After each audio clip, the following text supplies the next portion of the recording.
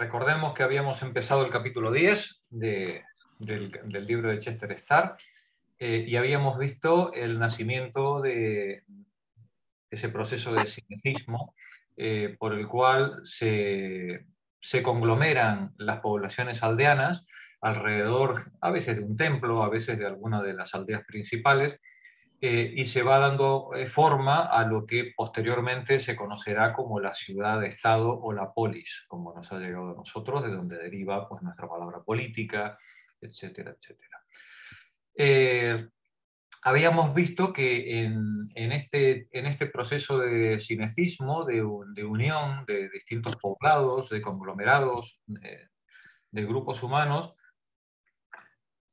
habían aparecido unos nuevos problemas que ya primero en Homero y luego en Hesíodo ya habíamos visto cada vez mejor dibujados, con respecto no solamente a la ideología aristocrática, sino a la aparición de una nueva, no de una nueva manera, sino de una manera que empieza a surgir, a tener voz en el pensamiento campesino o de origen campesino, que se enfrenta a estas aspiraciones y esta manera de ver el mundo tan unilateral de los terratenientes, de los grandes propietarios, estos personajes que veíamos en Homero, que, bueno, pues que reclamaban para sí no solamente una sentencia divina, sino por supuesto la suma de las virtudes. Y frente a esa suma de las virtudes que reclamaba la aristocracia, Hesíodo reclama la suma de las virtudes del trabajo sin robar a nadie,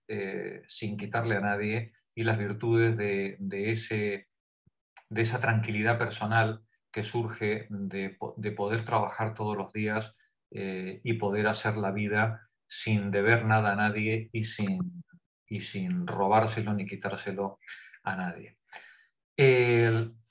Y ya habíamos comentado en las semanas anteriores que tanto Homero como Hesíodo nos dan la pista de que en Grecia se están produciendo enormes transformaciones culturales, enormes transformaciones políticas.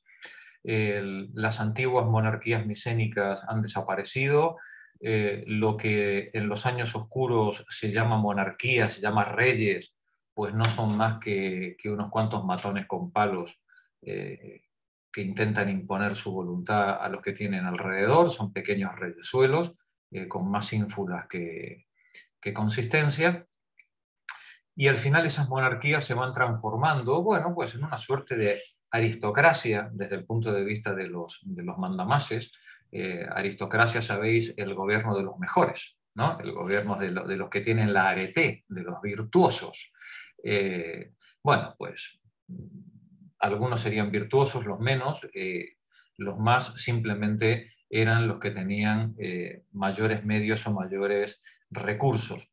Se están produciendo, decíamos, unas fuertes transformaciones sociales en toda la Hélade, en la cual se están enfrentando las ambiciones crecientes de estos supuestos aristócratas con las necesidades crecientes de una población por emanciparse y por conseguir una vida en común libre de sinvergüenzas, como decía Hesíodo, libre de estos señores devoradores de regalos que consumen, que se comen todos los pocos excedentes que pueda producir la comunidad. Pues bien, este capítulo está dedicado precisamente a tratar de entender en qué consistieron esas transformaciones sociales que nos llevaron desde ese mundo homérico hasta la polis, tal como nosotras tenemos en nuestra imaginación, como nos la imaginamos en el siglo de Pericles, ¿no? Bueno, pues fue un largo proceso de 300, 400, 500 años, a lo largo del cual se fue produciendo. Habíamos visto también en el capítulo anterior la evolución artística, es lo que se podía ver a través de la cerámica, y ahora íbamos a hablar de la evolución política. Nos recordaba el autor la semana pasada que cuando hablamos de polis estamos hablando de estos núcleos de población que están situados alrededor de algunos centros más importantes, normalmente templos. Y Y había de los más variopintos, había desde poblaciones de unos pocos centenares o miles de habitantes a poblaciones inmensas como podían ser la de Esparta o la más grande de todas seguramente, que fue la de Atenas. Y también en cuanto a la superficie, eran bastante disímiles. Había poblaciones que tenían un radio de acción muy pequeño, normalmente dedicado, limitado por la orografía, por los montes, los ríos, los valles, de que pudieran disponer, poblaciones a lo mejor que tenían 5 kilómetros de ámbito de extensión, y había poblaciones como Atenas que lo mismo tenían 60, 70, 80 kilómetros de diámetro, y que inclusive tenían a su alrededor distintos núcleos poblacionales que no eran propiamente la polis, pero donde vivía buena parte de la población, porque recordemos que todavía estamos en una economía agraria, y en una economía agraria la vida se hace en el campo. La vida, no, la vida en una economía agraria, a la ciudad como mucho puedes ir a dormir, pero la vida cotidiana se hace en el campo, en una economía agraria. Y cuando estamos en una ciudad que tiene 60 kilómetros de ámbito de influencia, comprenderéis que en una época en la que no había más transportes que los pies eh, o un pequeño borrico, difícilmente se podía ir a dormir a la ciudad, a la ciudad principal, eh, si, si la población o si el núcleo de trabajo estaba demasiado aislado, demasiado lejano a Atenas, por ejemplo. Esto hizo que en los alrededores de, por ejemplo, de Atenas, bueno, pues hubiera otros núcleos habitados que funcionaban como pequeñas aldeas. Lo que ocurre es que no tenían capacidad política en el sentido estricto de la palabra, sino que, bueno, eran núcleos habitacionales. La vida política se hacía dentro de estas polis. Y en la medida en la que se hacía dentro de estas polis, comprenderéis que la posibilidad de acceder a la práctica política estaba condicionada, bueno, pues entre otras cosas por la riqueza de los habitantes. Eh, Aunque todos los varones mayores de edad fueran ciudadanos, eh, no era lo mismo ser ciudadano a 5 kilómetros de Atenas que ser ciudadano a 25 kilómetros de Atenas. Ni era lo mismo ser ciudadano teniendo que labrar tú mismo la tierra que ser ciudadano teniendo esclavos o teniendo sirvientes que la labraran por ti. Por tanto, la participación política, aunque en el plano teórico era general para todos los que disponían de la ciudadanía, la práctica era que, bueno, pues que a estas asambleas y a esta participación, pues no todos podían llegar. Y esto será así hasta que a lo largo del siglo V se introduzca una medida muy importante en la política y de la que todavía hoy, lamentablemente, se sigue discutiendo, que es la remuneración de los cargos públicos. Eh, Sabéis que cada vez que sale algún meme de estos de derechas, siempre se habla de quitar diputados, de quitar sueldos a los representantes, ¿no? Etcétera, etcétera. Bueno, pues ya los griegos, ya en el siglo V, ya se dieron cuenta de que la política no era posible si los cargos públicos no estaban razonablemente retribuidos, de manera que la ciudadanía se pudiera ejercer con los mismos derechos independientemente de que tuvieras esclavos o no tuvieras esclavos. Hoy diríamos independientemente de que fueras empresario, ¿no? O que no fueras empresario, es decir, que pudieras trabajar, que pudieras dedicarte a la política sin necesidad de tener que atender tu negocio. Esa era una condición fundamental para poder ejercer la política. Pues bien, esta es la situación de las polis en el siglo V, y hasta cosas tan importantes como esta también se plantearon y se resolvieron en esa época. Habíamos visto cómo estaba configurada una polis en el plano ideal. Había un centro amurallado religioso donde se guardaban normalmente los tesoros y donde residía las autoridades o el gobierno más importante, el arcontado, eh, los funcionarios más importantes, y el resto era una ciudad amurallada. Era lo que distinguía a las polis de las aldeas. La muralla era un elemento central. De hecho, sabéis que la única gran potencia de la época que, que no tenía murallas, y además se enorgullecía de no tenerlas, fue Esparta, ¿no?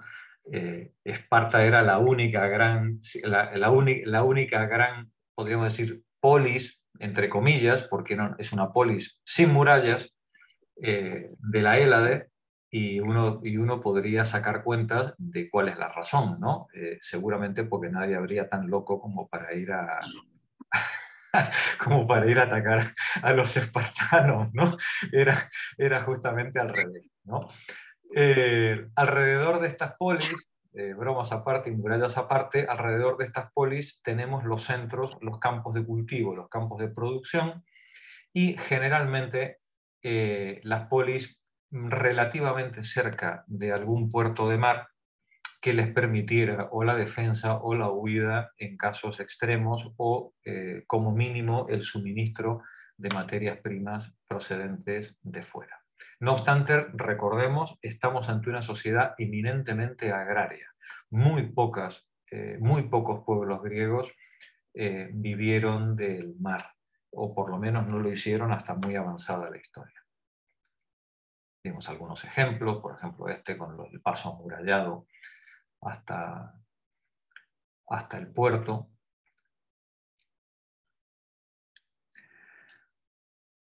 Y vimos la semana pasada entonces algunos de los cargos principales que había en el gobierno de una polis, ¿no?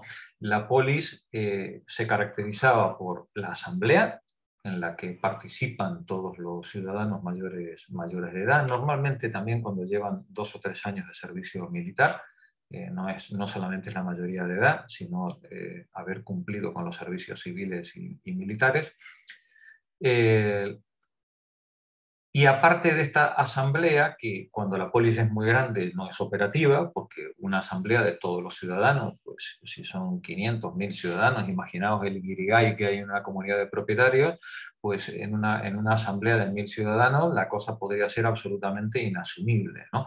Bien, pues estas polis desarrollaron sistemas de comisión de gobierno con grupos asamblearios más reducidos, más selectos, por representación, y con algunos funcionarios que realizaban tareas, cuanto más grande era la polis, más específicas. Funcionarios especializados en el culto, funcionarios especializados en el orden civil, funcionarios especializados en el tema militar, etcétera, etcétera. Los más conocidos, los más famosos, desde el principio, bueno, lo que llamábamos rey o un basileus. Eso era un cargo honorífico que quedaba reducido a tareas religiosas. El comandante militar era el polemarco, y el jefe civil, la máxima autoridad de la polis, eran los arcontes. A veces había varios, en función del tema específico que se pudiera tratar. Y habíamos visto que estos funcionarios no eran funcionarios ni hereditarios, ni electos por larga duración. Normalmente tenían mandatos muy cortos, mandatos de 1 año, de 2 años, y en muchas ocasiones inclusive se les elegía por sorteo. Otra cuestión que la comentamos la semana pasada y que merece la pena recapacitar sobre ella. Si un habitante de la ciudad reúne las características que le permiten tomar decisiones en una asamblea y por tanto es considerado ciudadano, esa persona tiene las características que son exigibles para cumplir cualquier cargo público, salvo que ese cargo público exija una especialización técnica, ¿no?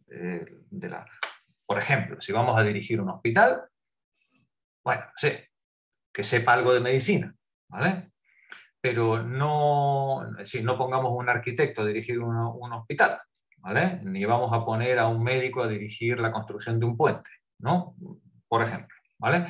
Pero quitando ese requisito técnico, cualquier ciudadano está preparado por la propia definición de ciudadano para ejercer cualquier cargo político que le sea encomendado, desde el más bajo hasta el más alto. Por eso, muchos de estos cargos se designaban meramente por sorteo. Por sorteo. A veces entre una propuesta que hiciera alguno de los grupos, pero por sorteo y además por un periodo muy corto de duración, porque la actividad que tenía el cargo público no era la de tomar decisiones, rara vez esto funcionaba, sino la de llevar o poner en marcha lo que la comunidad en su conjunto, a través de sus órganos, había determinado. Vemos entonces este párrafo final del texto cuando dice: los griegos debilitaron definitivamente el poder personal de los jefes en beneficio de la acción colectiva y simultáneamente aumentaron el poder del Estado, de la comunidad a través de sus órganos, en su conjunto frente a los grupos religiosos y sociales locales.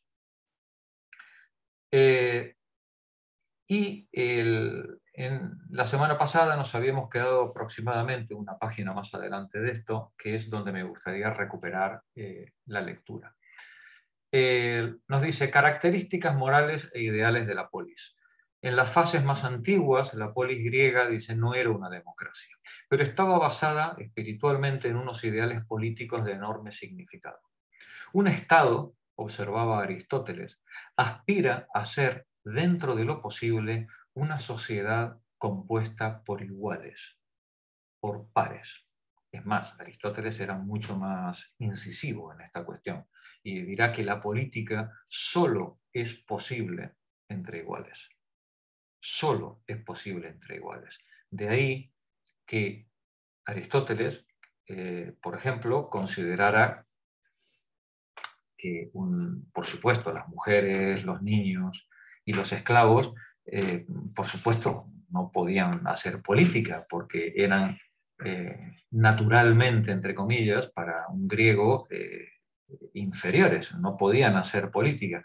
Pero fijaos que, si vamos más finos, Aristóteles decía que un artesano o un asalariado no podía hacer política. Porque si un artesano o un asalariado depende para sobrevivir del salario, de la paga que le hace un patrón, su voluntad está empeñada en la voluntad de ese patrón. Ya Aristóteles, desde un punto de vista aristocrático y excluyente, estaba advirtiendo de que una razonable igualdad material condicionaba toda posibilidad de política.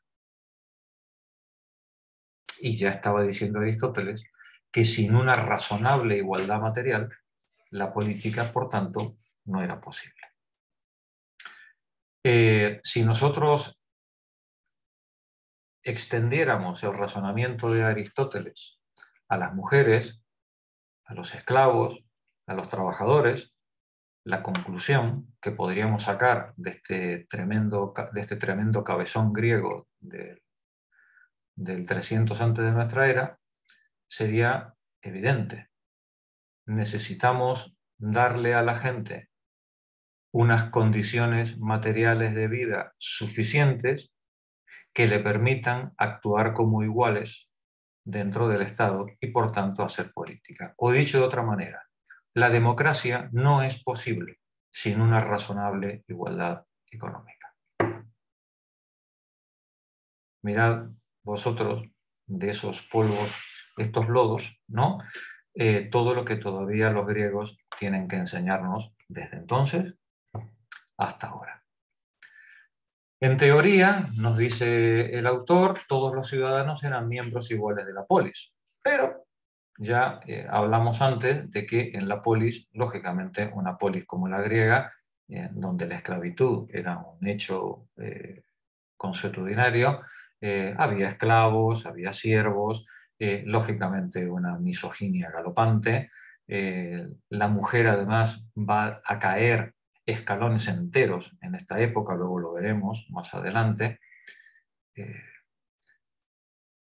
Y no obstante, con todos estos hándicaps, los griegos van a ir intentando construir una idea que se parezca a algo, a eso que nosotros llamamos, que ellos llamaron democracia y que nosotros todavía seguimos intentando construir.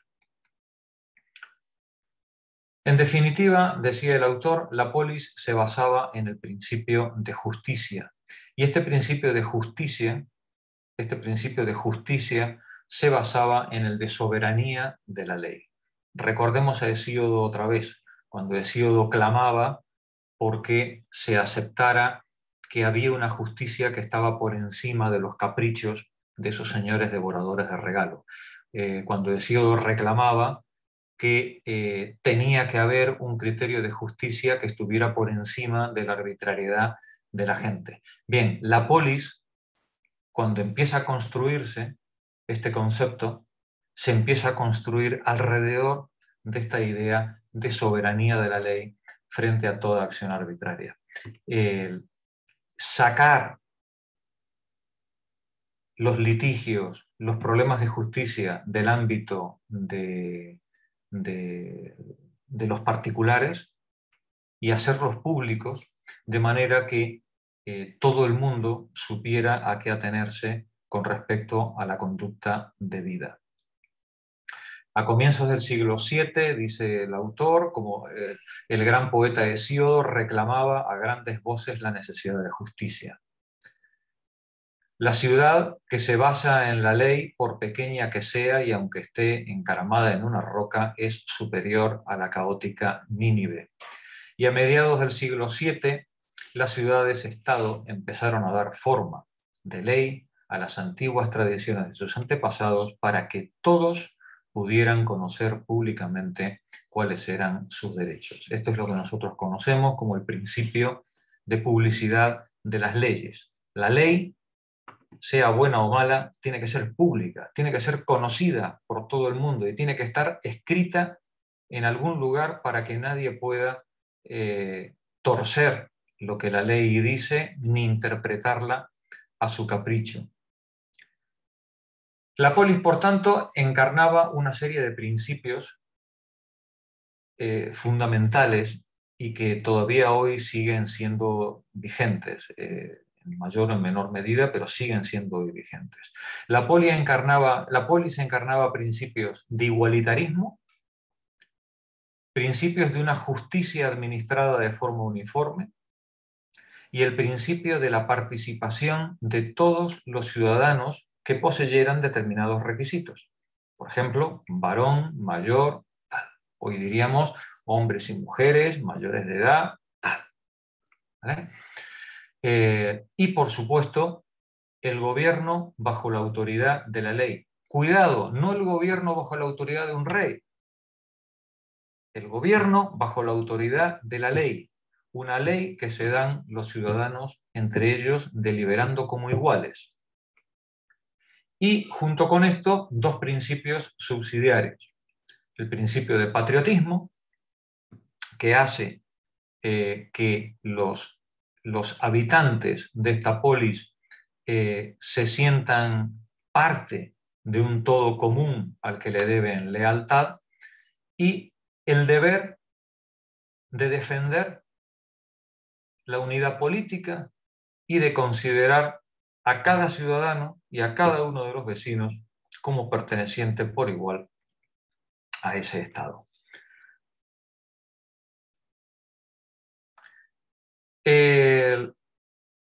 Os he traído un texto que es con el que vamos a continuar la lectura de la Política de Aristóteles, el libro octavo, un pequeño fragmento, nada más, donde habla de la educación de los ciudadanos. Porque estos principios de los que hemos hablado antes, no surgen espontáneamente.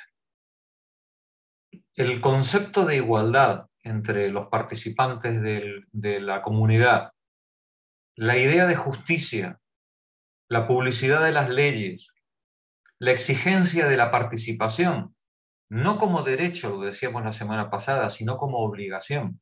La participación como obligación.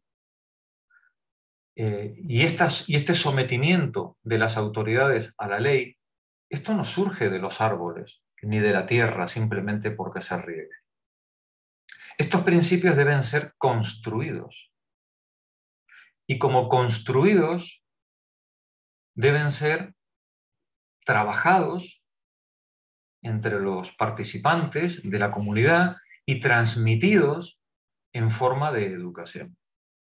Los griegos, otro de los grandes inventos griegos, los griegos inventaron la educación como herramienta de cohesión política y de fortalecimiento de las relaciones entre los ciudadanos. Vamos a ver en este pequeño fragmento, que es apenas un fragmento del libro que dedica Aristóteles a la educación, vamos a ver cómo planteaba él este tema. Inma, por favor, adelante.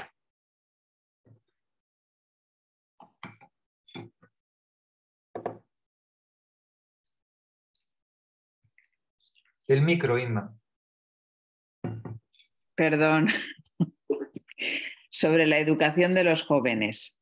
Así pues, que el legislador debe ocuparse sobre todo de la educación de los jóvenes. Nadie lo discutiría.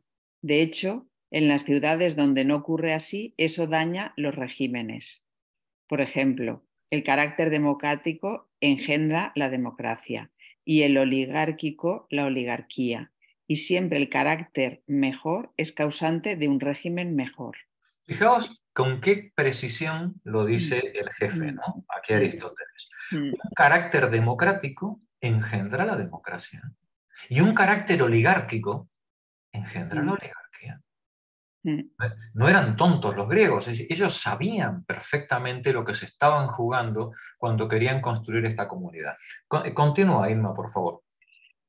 Además, en todas las facultades y artes se requiere educar y habituar previamente con vistas al ejercicio de cada una de ellas, de modo que es evidente que también esto se requiere para la práctica de la virtud. Detente un momento, Irma. Si para cualquier arte, si para ser un campesino, o para ser un orfebre, o para ser un alfarero, o para ser un carpintero, yo necesito un proceso educativo y tengo que formar a la persona en el proceso educativo, ¿cómo no la voy a formar para ser un ciudadano? También los ciudadanos, para poder alcanzar la excelencia, que es lo que quiere decir la palabra virtud, para poder ser excelentes como ciudadanos y ciudadanas, también tenemos que ser educados. Continúa, Irma. Y puesto que hay un fin único para toda ciudad, es manifiesto también que la educación debe necesariamente ser única y la misma para todos, y que el cuidado de ella debe de ser común, pública y no privado, como lo es actualmente cuando cada uno se cuida privadamente de los propios hijos, instruyéndolos en la enseñanza particular que le parece. ¿Qué te parece, Irma? Pues no me está gustando mucho. Pienso que desde que he empezado a leer, que son frases que deberíamos de poner en el Facebook. Porque ¿No? no, Sí. son demoledoras. Este tipo que se paseaba con túnica y alpargatas por el ágora, ¿vale? Este tipo está diciendo que en un estado en el que solamente hay un fin, que es el mantenimiento de la comunidad, es evidente que la educación tiene que ser la misma para todos. Y que por tanto la educación tiene que ser pública y no privada. Dice Aristóteles quejándose de su época, como ahora ocurre, que aquí los ricos enseñan a sus camadas lo que les da la gana, y la mayoría de la gente no puede tener acceso a esa educación, ¿no? Es decir, la educación tiene que ser pública y la misma para todos. Fijaos las cosas que nos decía este hombre. Continúa, Inma. Yo creo que habría que hablar con los del PIN parental para explicárselo. Sí, pobre Aristóteles, no sabía lo del PIN parental. Si lo hubiera sabido, nos mataba a todos. Sí. Es necesario que las cosas comunes sean objeto de un ejercicio común, y al mismo tiempo tampoco debe pensarse que ningún ciudadano se pertenece a sí mismo, sino que todos pertenecen a la ciudad, pues cada ciudadano es una parte de la ciudad y el cuidado de cada parte está orientado naturalmente al cuidado del todo. Es de una evidencia tan clamorosa, ¿no? Dice, los ciudadanos no pueden pensar en sí mismos. El ciudadano forma parte de lo común. Y si forma parte de lo común, debe atender al cuidado del todo. Termina el párrafo, Irma. Ya que hemos empezado, hoy no me puedo reprimir y como Dale, somos vivos, dale. habría que explicarse el bayuso. En fin. Bueno, a ver, ¿por dónde me he quedado? También en eso, dice, también en eso. También en eso se podría alabar a los macedonios, pues dedicaban la mayor atención a los niños y hacen de ella asunto de interés público. Bueno, no en vano, Aristóteles fue tutor de Alejandro Magno, y Alejandro Magno acabó conquistando medio mundo, ¿no? Acabó conquistando medio mundo. Bueno, pues dice Aristóteles, dice, también en eso se podría alabar a los macedonios que hacen de la atención a los niños, ¿no?, una cuestión de interés público. Adelante, Inma. Está claro, pues. Está pues claro que la legislación debe regular la educación y que ésta debe ser obra de la ciudad. No debe dejarse en olvido cuál debe ser la educación y cómo se ha de educar.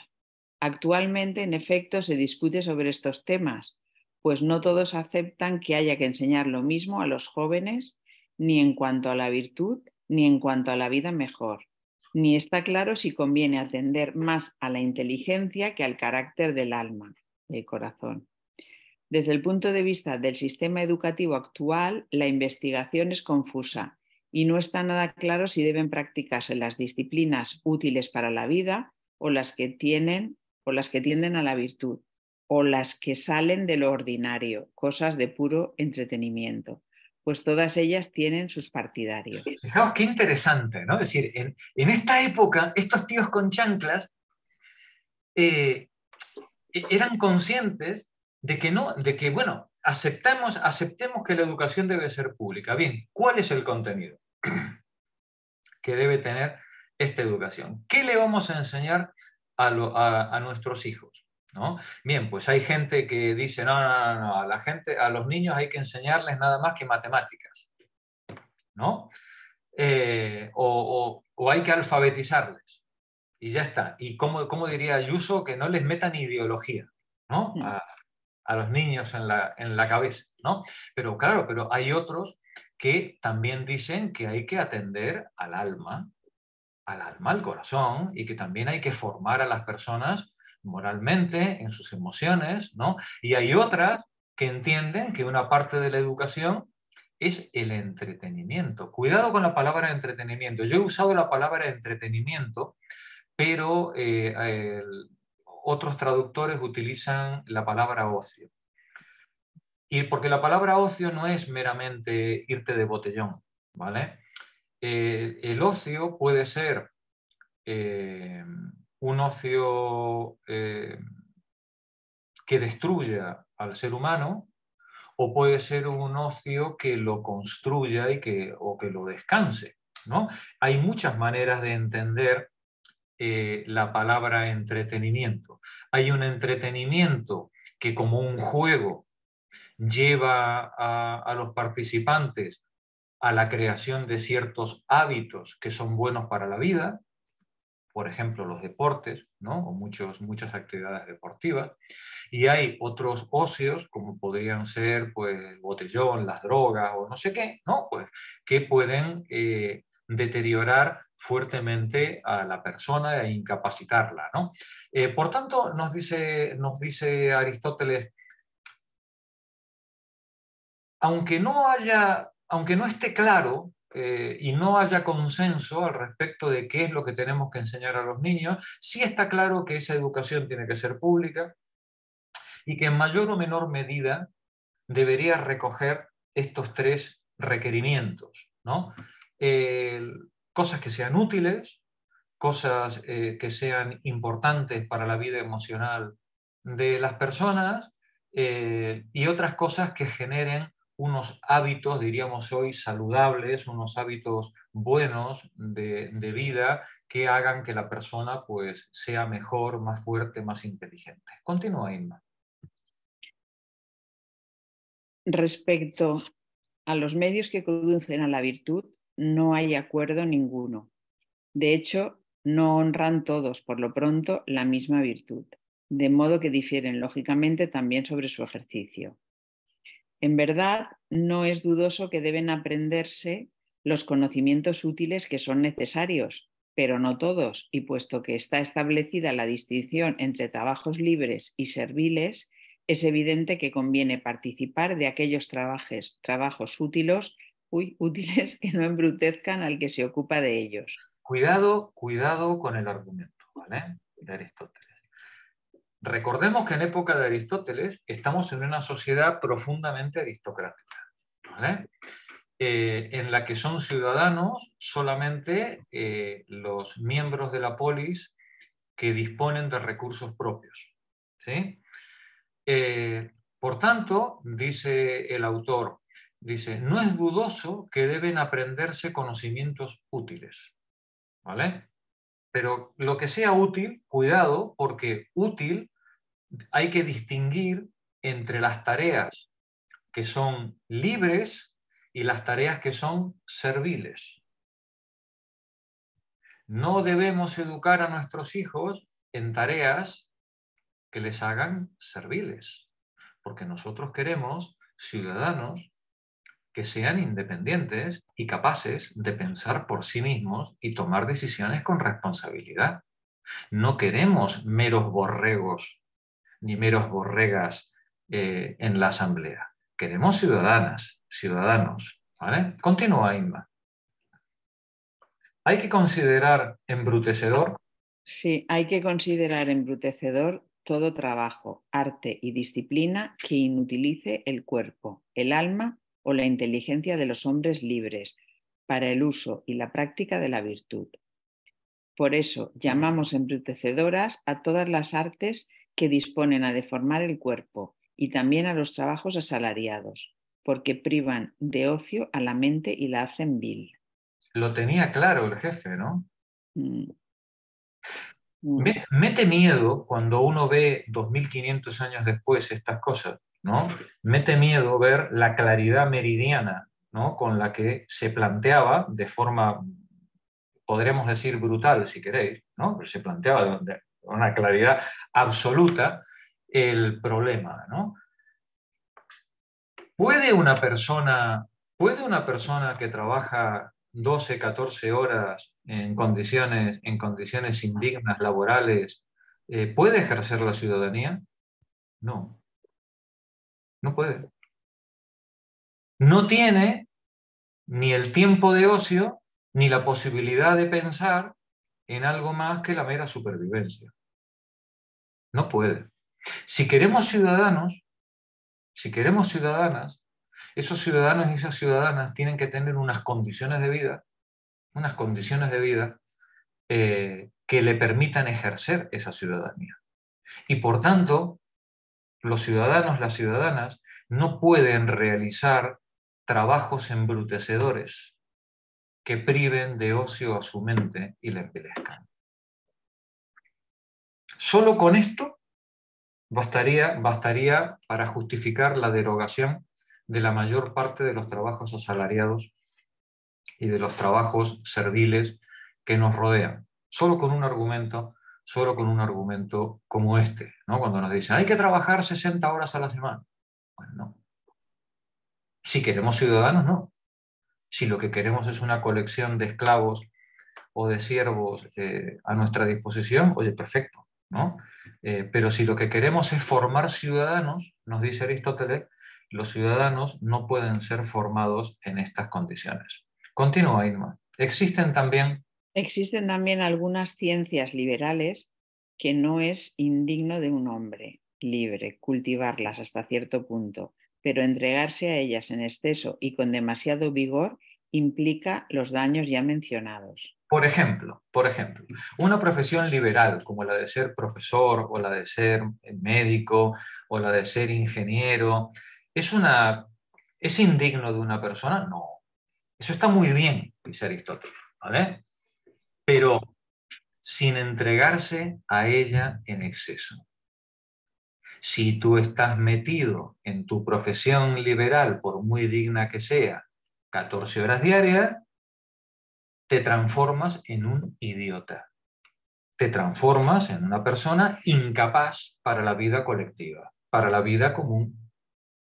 Continúa, Inma. También tiene también mucha importancia el fin, la finalidad, que uno se propone al hacer o aprender algo. No es indigno del hombre libre hacer las cosas por sí mismo o por los amigos o por una excelencia, pero si se hace a menudo para otras personas puede parecer que obra como un jornalero o un esclavo. ¡Qué tremendo! ¡Qué tremendo! Estos aristócratas, estos pijos atenienses, qué claro lo tenían, ¿eh? Qué claro lo tenían, lo que querían para ellos, ¿eh? Lo que querían para ellos. Bien, pues lo que nosotros deberíamos decir, oye, qué buena idea, Aristóteles, eso que tú querías para ti, también lo quiero para mí, ¿vale? Termina el párrafo, Irma, en la página. Las disciplinas. Sí. Las disciplinas admitidas actualmente presentan ambos aspectos. Son 4 las que suelen reseñarse: la lectura y escritura, la gimnasia, la música y, en cuarto lugar, algunas veces el dibujo. La lectura y escritura y el dibujo por ser útiles para la vida y de muchas aplicaciones. La gimnasia porque contribuye a desarrollar la hombría. En cuanto a la música, podría plantearse una dificultad. Actualmente, en efecto, la mayoría la cultiva por placer, pero los que en un principio la incluyeron en la educación lo hicieron, como muchas veces se ha dicho, porque la misma naturaleza busca no solo el trabajar correctamente, sino también el poder servirse noblemente del ocio, ya que, por repetirlo una vez más, este es el principio de todas las cosas. Este es el principio de todas las cosas. Servirnos noblemente de las cosas lindas, de las cosas que hacen la vida amable, que hacen la vida bella, ¿no? Dice, entonces, qué deben aprender nuestros niños? Dice Aristóteles. Dice, bueno, pues hombre, está claro que hay 4 cosas, ¿no? En las que tenemos cierto consenso. La lectura y escritura, porque hoy dirían nuestros pedagogos, porque es un saber instrumental, ¿no? Si necesitamos la lectura y la escritura. La gimnasia, Aristóteles dice, hombre, porque eso favorece la hombría. Sí, pues como las mujeres atenienses, ¿no? Perdón, espartanas, que hacían gimnasia igual que los hombres, y parece ser que eran temibles, ¿no? Las señoras espartanas. Bueno, ¿por qué? Porque un cuerpo bien formado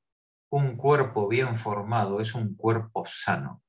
Y un cuerpo sano es un cuerpo en el que la mente tiene mayores posibilidades para desarrollarse con libertad. Por tanto, lectura y escritura como saber instrumental y gimnasia para facilitar esa base biológica sobre la que tiene que desarrollarse el intelecto, las emociones, el corazón de los ciudadanos. Y la música, dice, porque la música, que no solamente es música en el sentido de de sonido, ¿no? De ritmos, sino de musas, ¿no? La música como artes poéticas, la música como artes poéticas enriquecen el alma y ennoblecen ese ocio que es el principio, lo que está en la base, en el fundamento de todas las cosas. Termina, Irma. Así pues, es evidente que hay cierta educación que debe darse a los hijos, no porque sea útil ni necesaria, sino porque es liberal y noble. Además, es claro igualmente que hay que instruir a los niños en algunas disciplinas útiles, no solo por su utilidad, como por ejemplo la lectura y la escritura, sino porque mediante ellas puede llegarse a otros conocimientos. E igualmente deben aprender el dibujo, porque el dibujo da capacidad de contemplar la belleza de los cuerpos. el dibujo da capacidad para ver, para disfrutar de la belleza de los cuerpos. Qué grande el maestro. Termina, por favor, Irma. El buscar en todo la utilidad es lo que menos se adapta a las personas magnánimas y libres. Y la educación de los hábitos, y la educación de los hábitos está primero que la educación de la razón. A los niños, claro que hay que enseñarles a escribir y a leer y esas cosas, por supuesto, pero eso es un saber instrumental para que luego puedan aprender otras cosas. Pero a los niños hay que educarles también, hay que generarles el hábito, los hábitos, todos los infinitos hábitos que necesita la vida en común para poder construir ciudadanos comprometidos, ciudadanos solidarios, ciudadanos amables, respetuosos con los ancianos, respetuosos con el vecino, que sepan comer bien, que se cuiden, que no cometan excesos, que sean medidos, que sean prudentes.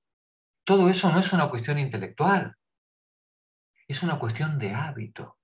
Es algo que se construye todos los días desde la educación de los padres y desde la educación de los maestros. Y esa educación, dice Aristóteles, tiene que ser pública y la misma para todos los ciudadanos.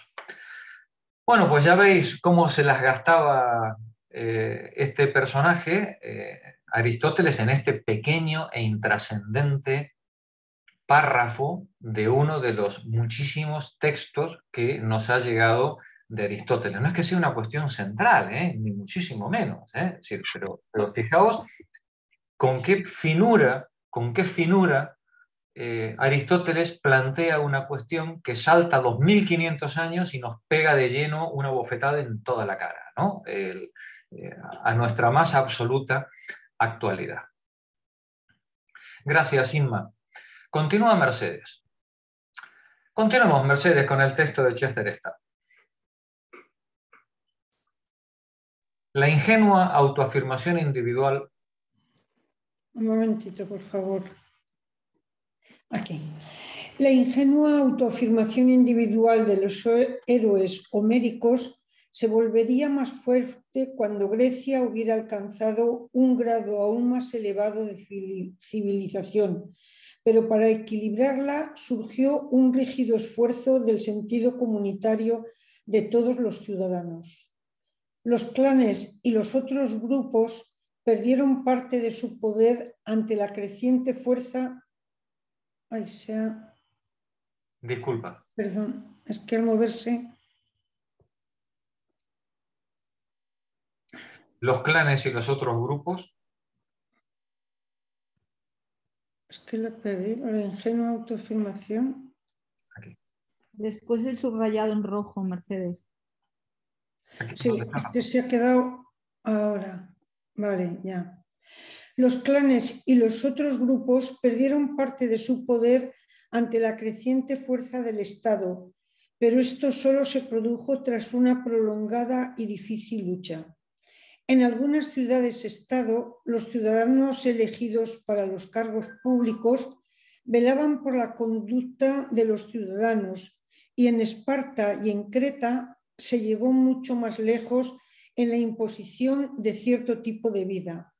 La ciudad educa al hombre. Así resumía un poeta posterior la capacidad educativa de la ciudad-estado. La ciudad educa al ciudadano, ¿no? Qué interesante, sí. Sí. Continúa, Mercedes. Reorganización. Vamos a ver, este es un elemento central, ¿vale? Es decir, uno de los grandes cambios políticos que se produce en Grecia es la reorganización militar. Recordemos los héroes homéricos como eran, ¿no? Los héroes homéricos eran un montón de tipos ahí que llegaban y se bajaban del carro y hacían el combate singular y la lucha del colectivo era una lucha al mogollón. Pues bien, en estos siglos se va a ir construyendo una concepción de la ciudadanía que va aparejada con una reorganización militar. El ciudadano, decíamos antes, el ciudadano no solo tiene derechos. Los derechos del ciudadano son lo de menos. El ciudadano lo que tiene son obligaciones, ¿vale? Y una de las obligaciones que tiene el ciudadano, aparte de acudir a la asamblea, a realizar el cargo público que se le ha encomendado, etcétera, etcétera, aparte, una de las obligaciones que tiene es la de contribuir a la defensa común en la medida de sus recursos, de sus posibilidades, ¿no?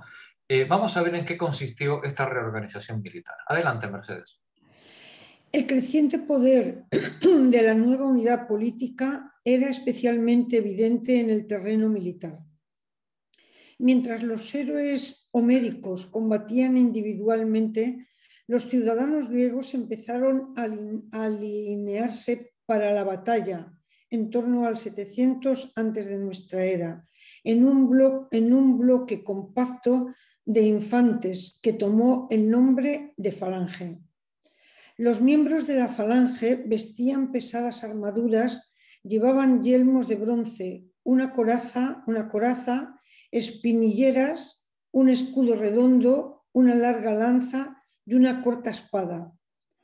En la batalla, estos hoplitas se alineaban en filas apretadas para conseguir más fuerza y un apoyo moral cuando una fila de la falange seguía a la otra. Pero esta maniobra solo podía realizarse en la llanura. La función del comandante militar llegó a ser entonces fundamental, porque a él le tocaba decidir cuándo sus tropas estaban dispuestas para presentar batalla. Antes del combate incitaba a los soldados con exhortaciones y celebrando especiales ritos religiosos, pero durante la acción las maniobras resultaban casi imposibles. Como cada hombre debía proveerse personalmente de su armadura, los propietarios formaban la mayor defensa del Estado. ¿Os dais cuenta qué diferencia, no? Sí. ya empezamos con los cambios importantes, ¿no? Es decir, como resulta que cada soldado se tenía que proveer de su armadura, ¿no? Pues los que más, digamos, los que más propiedades tenían, ¿no? Eran pues lo que eran la primera línea de defensa, que eran los que se podían pagar, pues la coraza, la espada, ¿no? Continúa, Mercedes. Los flancos de la tropa, estaban protegidos por un reducido cuerpo con armaduras ligeras. Los nobles más ricos se enorgullecían de sus caballos, aunque la caballería, a falta de buen forraje, fue siempre un cuerpo bastante débil. En las comunidades costeras hicieron su aparición naves de guerra de factura bastante sencilla, a cuyos remos iban hombres de las clases pobres. Y ya vemos la configuración social, ¿no? de estas polis, ¿no?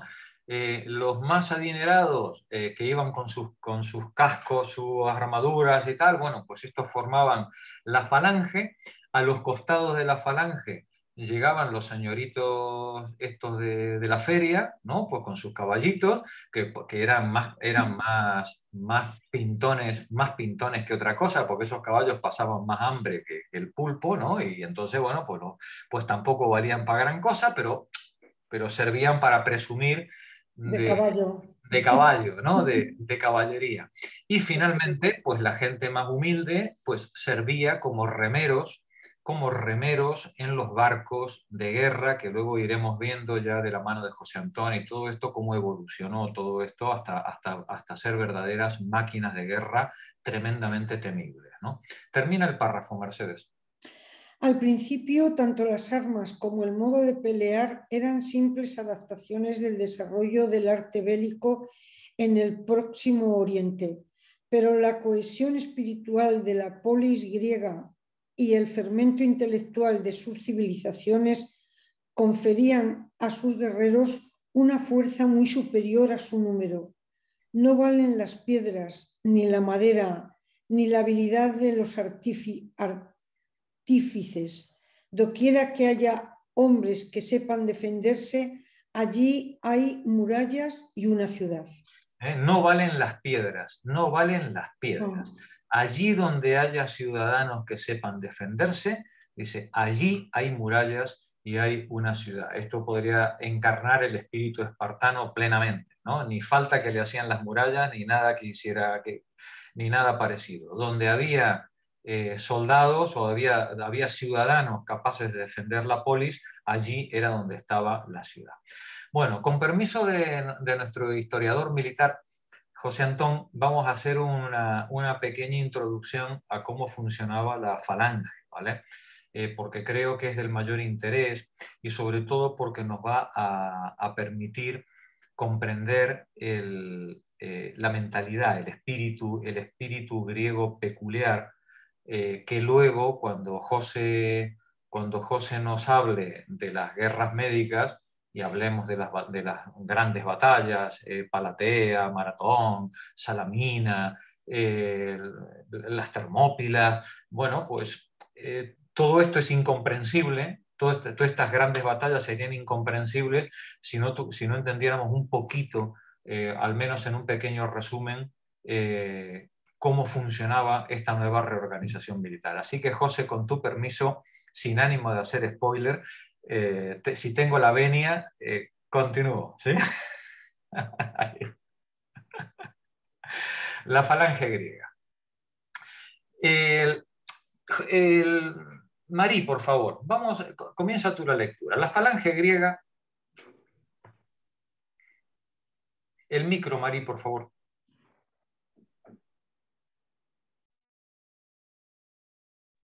Ahora, ¿no? Ahí. La falange consiste en una formación militar cerrada de forma rectangular compuesta por infantería pesada, en el caso del ejército griego por hoplitas, armada con lanzas, picas, sarisas u otras armas similares. Grandes lanzas, a veces hasta de 4 metros. Sí. ¿Sarisas también son lanzas? Sí, pero varían, digamos, la longitud, ¿no? Vale, de acuerdo. Y además algunas tienen doble punta. Tienen punta delante y tienen punta detrás. Y vosotros diréis, ¿y para qué sirve la punta detrás? Equilibrio. No, para clavarla en el suelo, para que si te atacan con caballos o no, pues tú puedas apoyarte sobre la pica clavada en el suelo y que no te levanten la lanza. Vale. Continúa, Mari. La palabra falange deriva de la palabra griega falangos, que significa dedo. En una batalla, los hoplitas que formaban la falange cerraban sus escudos juntos y desde las primeras filas de la formación se colocaban las lanzas sobre el muro de escudos. Consistía básicamente en un muro de escudos y puntas de lanza apuntado hacia el enemigo, haciendo casi imposible los ataques frontales, y que permitía que varias filas de soldados estuvieran activas en el combate, y no solo la primera como en otras formaciones. Continúa. La primera información que se tiene de esta particular formación aparece en una estela sumeria del siglo 25 antes de nuestra era, donde se puede ver a las tropas llevando lanzas, cascos y largos escudos que cubrían todos los cuerpos.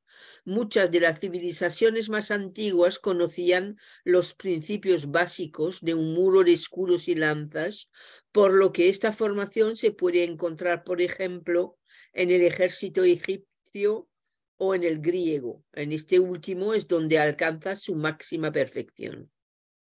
El desarrollo de esta formación en varias civilizaciones es visto por los historiadores como una evolución convergente más que como una difusión de esta técnica de combate.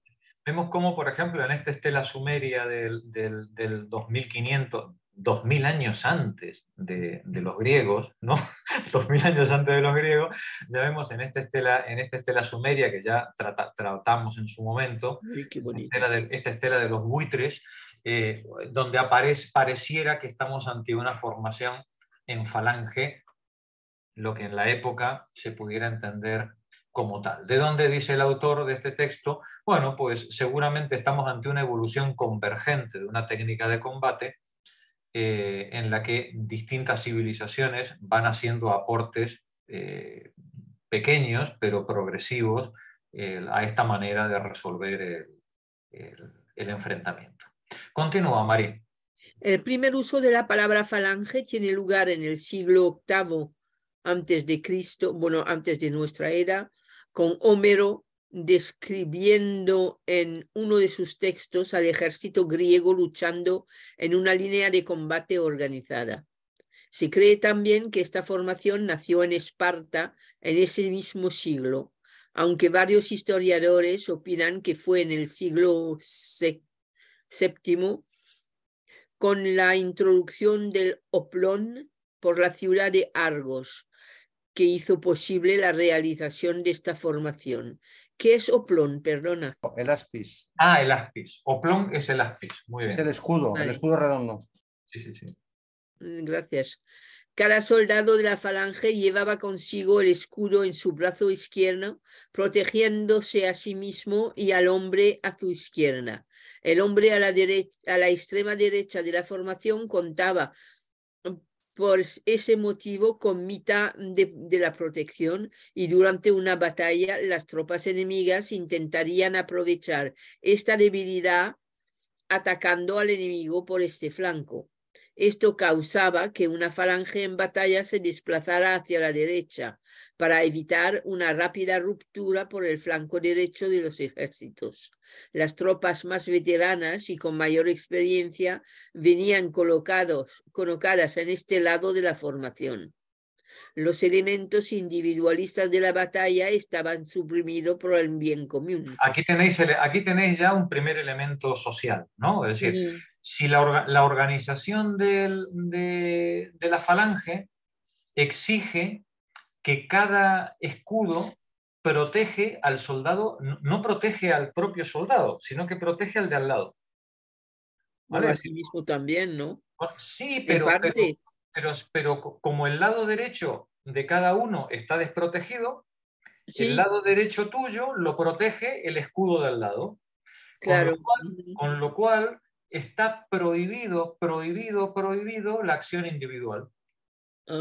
No puede, la acción individual está proscrita. Es decir, no, porque si un soldado se sale de la falange, deja desprotegido a sus compañeros.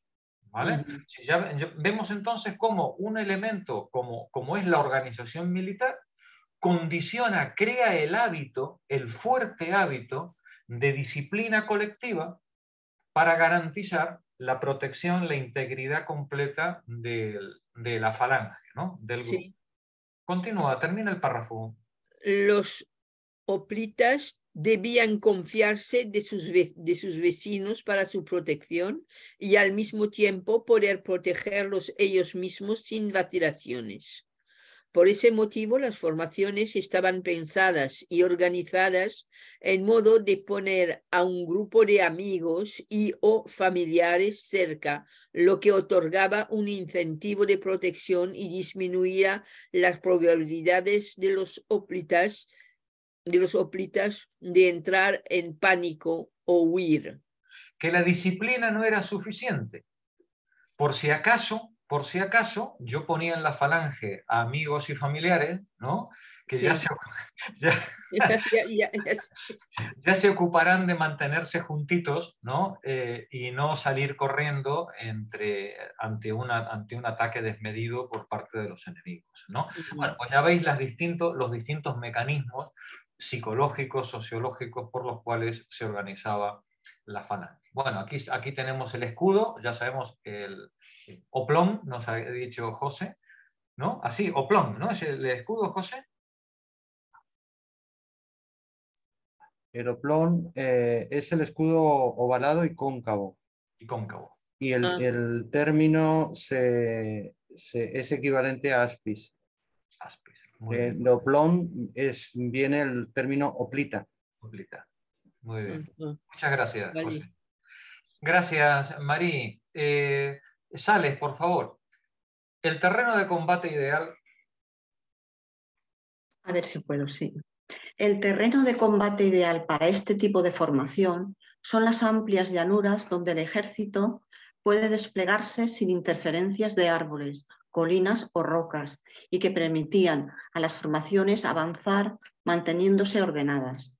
Los terrenos colinosos hacían difícil poder mantener la formación completamente alineada, lo que podía llevar a que el enemigo consiguiera ganar espacios en las líneas de la falange, causando la ruptura de la formación. Claro, daos cuenta que es un concepto de guerra que, claro, luego en los siglos posteriores sería impensable, ¿no? Es decir, un ejército de llanura, los ejércitos se enfrentaban en zonas de llanura, porque, claro, una formación tipo falange la metes en un bosque y se te ha acabado tu sistema de protección basado en el escudo de tu compañero, ¿no? Es decir, deja de funcionar.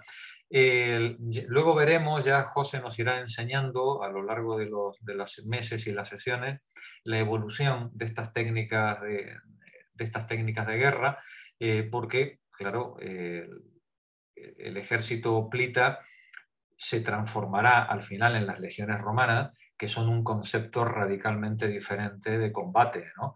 Por más de que nace de esto, pero el soldado romano funciona con un individualismo, con una forma propia de combatir que ya no se parece en nada o está muy lejos de este tipo de modelo griego, de la falange. Continúa, Sales. Perdona, una pregunta, hablando de los romanos. ¿Qué relación puede haber entre estas falanges griegas y lo que se llaman las tortugas, las formaciones en tortuga de los romanos? José, te ha tocado.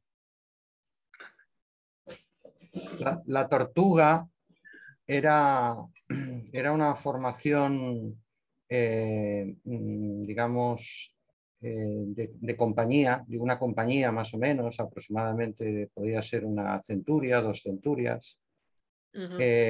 Por tanto, no era una unidad que funcionara en una formación larga, en una formación de todo el ejército, sino que se utilizaba específicamente para, normalmente, cuando se sentían asediados por diferentes flancos, las unidades formaban en tortuga de manera individual y se cubrían con los escudos, con los scutum rectangulares, se cubrían la parte delantera y la parte superior. Es decir, las líneas traseras de legionarios colocaban los escudos en la parte de arriba y la línea delantera la ponía en la parte, digamos, de avance, ¿no? Y de esa manera los proyectiles o los ataques podían repelerse mejor. Otra forma de utilizar la tortuga era en los asedios. Cuando se asediaba una ciudad, si había, por ejemplo, un terraplén, los legionarios ascendían por el terraplén cubriéndose en formación de tortuga para que los proyectiles que les caían desde las murallas les perjudicaran lo menos posible. Cuando se llegaba al combate cuerpo a cuerpo, la formación de tortuga se deshacía y se volvía a las líneas de legionarios o al combate individual. Por tanto, es una formación de autoprotección de unidades relativamente pequeñas, porque eso todo un ejército no lo puede hacer, para protegerse de proyectiles o de ataques directos, ¿no? O de la caballería también. Qué Vale, bueno gracias, eres. José. Ay, qué bueno es mi José. Adelante, Sales. Sí, armas. Cada hoplita debía proporcionar su propio equipamiento durante una batalla. El arma principal del hoplita era el dori o doru, una lanza a una mano de 200 o 200-700 metros de largo. La punta del dori era a forma de hoja de metal afilada, mientras que en la parte posterior contaba con una especie de pinche llamado sauróter, asesino de lagartijas, que se usaba para clavar la lanza al suelo y a veces como arma secundaria si la punta principal se rompía. La parte trasera era también utilizada muchas veces por los soldados de las filas posteriores de una falange para acabar con enemigos caídos al suelo mientras la falange avanzaba sobre ellos. Para irlos rematando, ¿no? en el suelo. Gracias, Sales. Nada. Aquí tenemos a un caballero con su dori, veis las dos puntas, una pequeña punta trasera, y luego el arma secundaria, que es esta espada corta, el sifos, una espada de unos 60 centímetros, que solamente se utilizaba, porque el arma principal es la lanza, solamente se utilizaba si la dori se perdía o se rompía, o si la formación de falange se deshacía, nos dice el autor. ¿Por qué? Porque como nos ha contado antes José, claro que la falange es una técnica de combate de grupo y por tanto la espada prácticamente no tiene utilidad salvo que el grupo se rompa o se pierda la lanza. Y digo de grupo con la lanza porque en la falange si los que van delante pierden la lanza, supongamos que se le rompe la lanza, ¿no? Al que está en la primera fila, no coge la espada. El de la fila de atrás le da su lanza y la lanza pasa a la fila de adelante. ¿Vale? Es decir, la formación de la falange se intenta mantener en todo momento porque el concepto de lucha individual es un concepto que bueno, pues, es ajeno, ¿no? a este tipo de combate. Continúa la lectura, Juan. En el perfeccionamiento de la formación,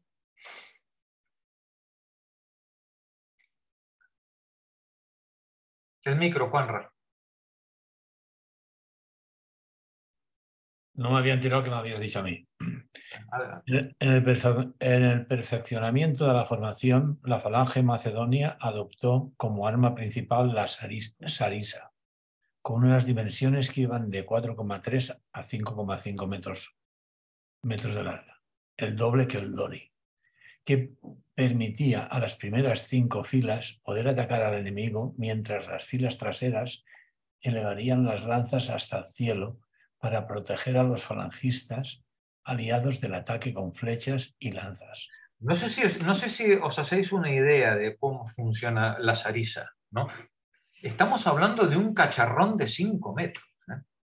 De 5 metros, que sobresale por delante de la falange como una especie de puercoespín, ¿no? Que por delante del grupo, que impide toda aproximación de caballos o de personas a la falange, y las filas de atrás las tienen levantadas a 45 grados para impedir que alguien en un ataque de caballos o por arriba pueda saltar y superar a la falange y que se queden ensartados en las picas que hay por detrás.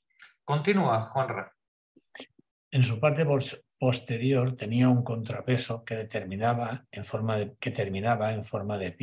pincho y permitía clavar a la sarisa al suelo para contener el avance del enemigo.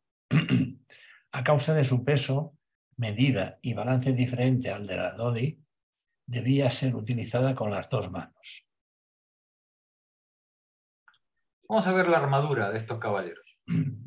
Digo yo que tendría bastante dificultad para poder taparse entonces. Sí, es un, sí, no, es un aspis, pero en la época de Alejandro Magno, de la época macedonia, de Filipo II de Macedonia y de Alejandro Magno, los aspis, Juan Ramón tiene razón, era un aspis pero un poco más pequeño, porque el aspis o el oplón pesaba mucho. De hecho, la forma cóncava, una forma de llevarlo y que a la oplita no le pesara demasiado, era colgárselo del hombro cuando no estaba en combate. Como tenía forma cóncava, se lo colgaba y así podía retenerlo más. Entonces, en la época macedónica, los aspis se hacen un poco más pequeños y se llevan, no se llevan embrazados, sino se llevan, bueno, se llevan embrazados, pero se llevan colgados del cuerpo para poder liberar la mano izquierda y poder sujetar la sarisa con la izquierda y con la derecha. Entonces se ponen de lado, se cubren con el aspis lo mejor posible, pero llevan las dos manos liberadas para poder manejar la sarisa. Iba a recomendar, para que si alguien quiere verlo en acción, la película Alejandro de Oliver Stone.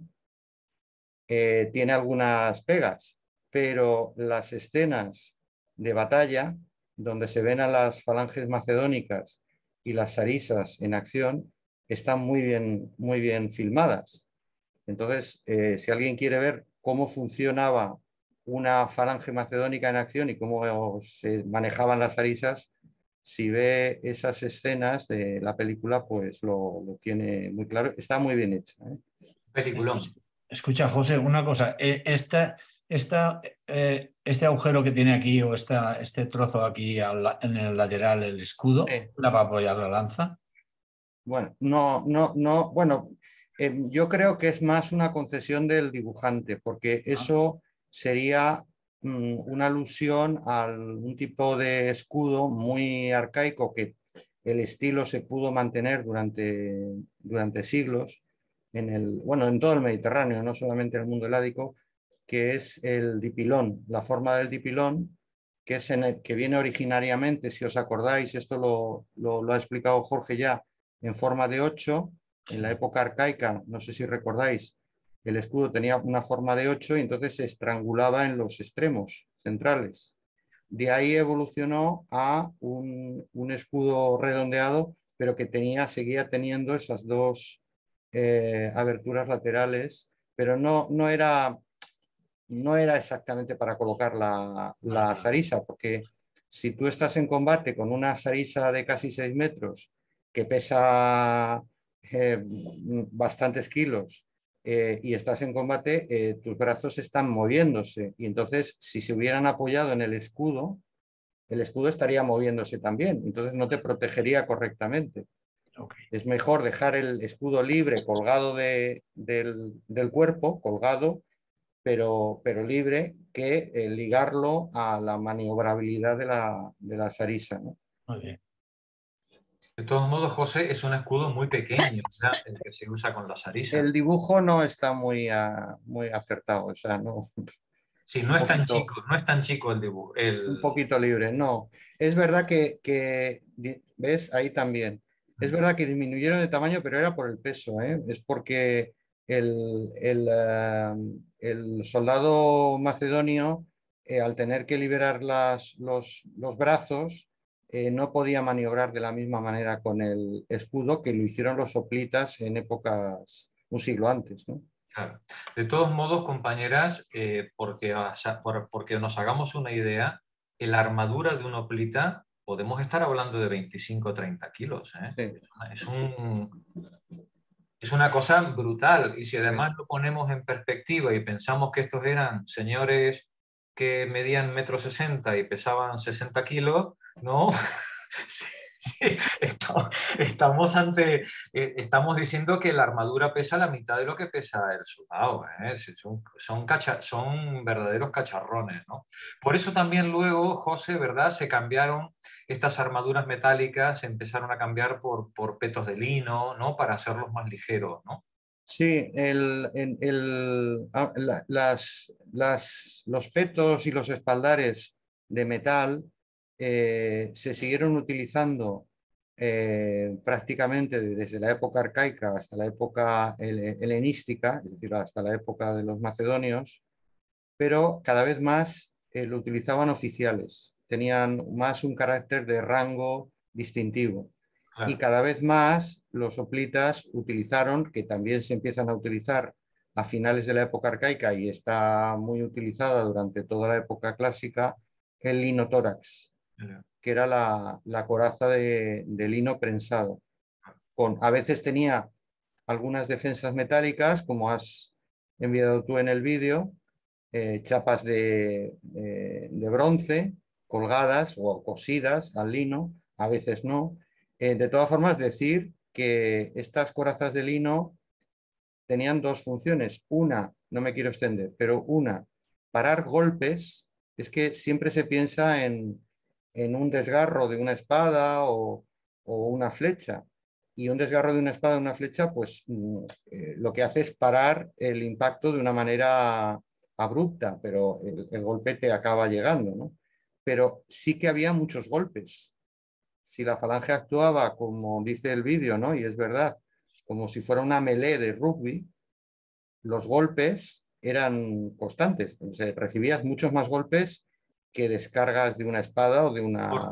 Claro. Entonces, ahí el linotórax era muy útil porque pesaba mucho menos y paraba muy bien los golpes, cosa que una armadura metálica no haría exactamente igual. Una armadura metálica puede parar un proyectil, pero si te dan un golpe, el efecto que tiene sobre la caja torácica lo transmite. Es mucho mayor porque transmite el golpe. De hecho, cuando se utilizaban armaduras metálicas de bronce o de hierro, debajo muchas veces se llevaban piezas textiles para poder compensar un poco que ese golpe no llegara al cuerpo con tanta dureza, ¿no? Qué bueno. Muchas gracias, José. Gracias. Adelante, Juanra, continúa. Las armaduras, ¿no? Las armaduras de los hoplitas sufrieron varios cambios a través de la historia. El hoplita arcaico vestía una pechera y un casco de bronce, grebas o protección en las piernas y otro tipo de armaduras similares. En el periodo clásico, la pechera de bronce se convirtió en un elemento menos común, reemplazada con un corset realizado con capas de lino o cuero pegadas juntas, a veces cubiertas en su totalidad o solo en partes por escamas de metal. También las grebas se hicieron menos común, aunque algunas armaduras pesadas resistieron hasta el 401 antes de nuestra era. Tenemos todo el equipamiento de un hoplita, ¿no? Continúa, Juanra. Cada hoplita era responsable de la compra y manutención de su propia armadura, por lo que pertenecer a una falange hoplita era un privilegio reservado a los que se lo podían permitir. El cambio de las armaduras se debía a la brusquedad. En las armaduras se debía a la búsqueda de un balance entre movilidad y protección, especialmente en el desarrollo de la caballería y para permitir a las tropas combatir contra las tropas ligeras, más flexibles en el combate. Sin embargo, según algunos arqueólogos, las armaduras de bronce no daban mayor protección que el corsé de lino. Es muy probable que si la pechera de bronce sobrevivió más tiempo fue por una cuestión de estatus hacia los soldados que no se lo podían permitir. Como antes nos había reseñado José. Gracias, Juanra. Charo, continúa tú, por favor. El elemento principal. El elemento principal que permitió la creación de la falange griega fue el escudo llamado oplón o aspis.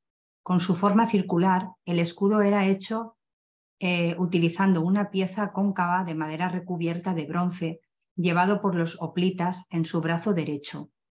Tenía 1 metro de diámetro, pesaba de 8 a 15 kilos y protegía al soldado desde el mentón a la rodilla. Su forma redonda a forma de plato daba la posibilidad de poder soportar el peso del mismo apoyándolo en el hombro, pero tenía el punto débil de conceder espacios por encima y por debajo del muro de escudos. 8 o 15 kilos, ¿eh? Es como llevar una bombona de butano colgada todo el día, ¿no? Es un cacho de... Adelante, Charo. La panoplia de cada hoplita, que contaba con el escudo, el casco, la pechera de bronce, las gravas, la espada, la lanza y la túnica, pesaba en total 32 kilos, un peso considerable para hombres que en media pesaban 68 kilos. Debido a que la sarisa debía ser llevada con ambas manos, los falangistas del ejército de Macedonia llevaban un escudo más pequeño colocado en sus antebrazos derechos. Las mayores dimensiones del arma principal permitían tener al enemigo más alejado, por lo que el escudo podía tener dimensiones menores a las de la falange griega, sin comportar mayores pérdidas. Los hombres llevan sus cascos y armaduras para sus propias necesidades, pero llevan escudos para los hombres de la entera formación. Plutarco Moralia. El escudo es para la formación en su conjunto. Vamos a ver las formaciones de combate. Aquí tenéis una imagen de una falange en formación, donde veis los soldados de delante con la lanza enfrentada al enemigo y los de atrás con las lanzas a 45 grados. Adelante, Charo. Sí. Formaciones de combate. La formación base de una falange griega, el sichos, contaba desde 8 a 16 filas de hombres liderados por un dimoerites, que era asistido por un desarchos y 2 descasteroe.